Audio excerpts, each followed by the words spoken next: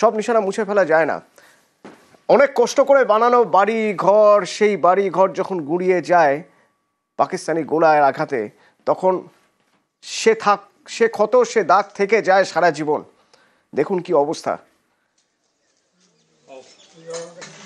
সীমান্ত এলাকার বিভিন্ন জায়গায় ঠিক এরকমই, পুঞ্চ হোক বা আখনৌর হোক, বিভিন্ন জায়গায় এরকমই ছবি।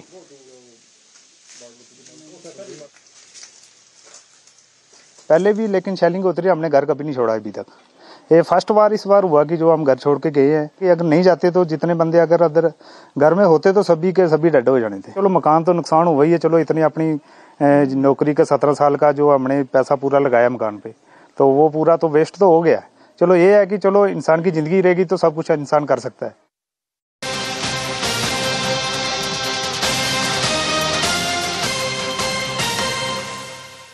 নিরাপত্তা বাড়লো, এস জয়শঙ্করের নিরাপত্তা বাড়লো, তার কনভয় এবার বুলেট প্রুফ গাড়ি। বিদেশ মন্ত্রী এস জয়শঙ্কর, তার নিরাপত্তা বাড়ানো হলো। আবির হচ্ছে আমার সঙ্গে সরাসরি। আবির, এ বিষয়ে কোনো সন্দেহ নেই, বিদেশ মন্ত্রক একটা গুরুত্বপূর্ণ ভূমিকা নিয়েছে শুরু থেকেই।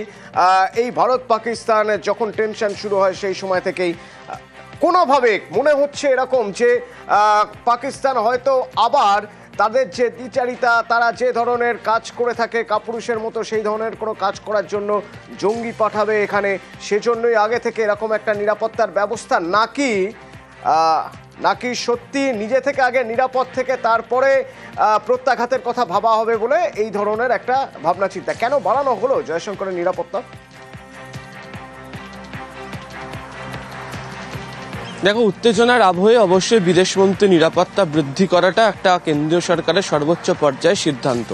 এর একাধিক দিক থাকতে পারে, যদিও প্রকাশ্যে সেই বিষয় নিয়ে কেন্দ্রীয় সরকারের তরফ থেকে কোনো ধরনের কথা বলা হচ্ছে না। এর আগে 2023 সালে জয়শঙ্করের যে নিরাপত্তা সেটা প্রথম বৃদ্ধি করা হয়, তাকে ওয়াই ক্যাটাগরি থেকে তার নিরাপত্তা জেড ক্যাটাগরিতে করা হয়, এবং এখনো সর্বক্ষণ তার সঙ্গে 6 জন সিকিউরিটি পার্সোনাল অফিসার থাকেন।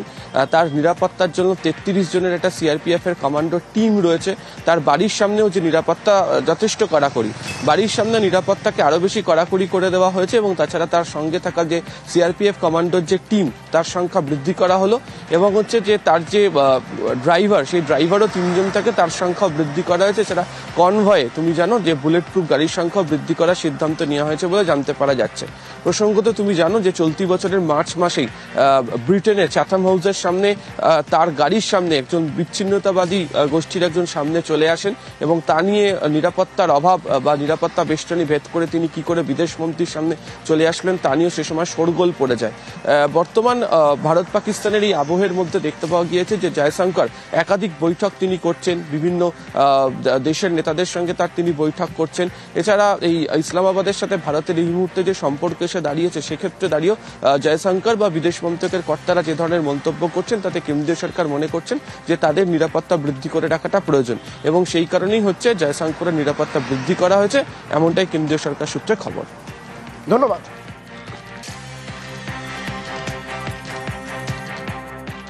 কাশ্মীর ভূস্বর্গ, সেই ভূস্বর্গের আনাচে কানাচে এখানে সেখানে ছড়িয়ে রয়েছে পাকিস্তানের কাপুরুষের মতো কাজের প্রতিফলন।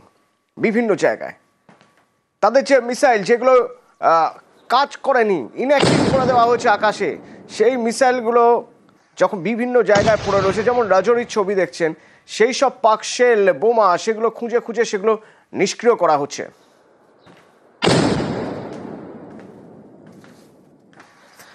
ভূস্বর্গের সবুজে এখনো এই শব্দ, অর্থাৎ পাকিস্তানের ব্যর্থতার নিশানাগুলোও মুছে ফেলা হচ্ছে, কিন্তু সব নিশানা কি আর মুছে ফেলা যায়?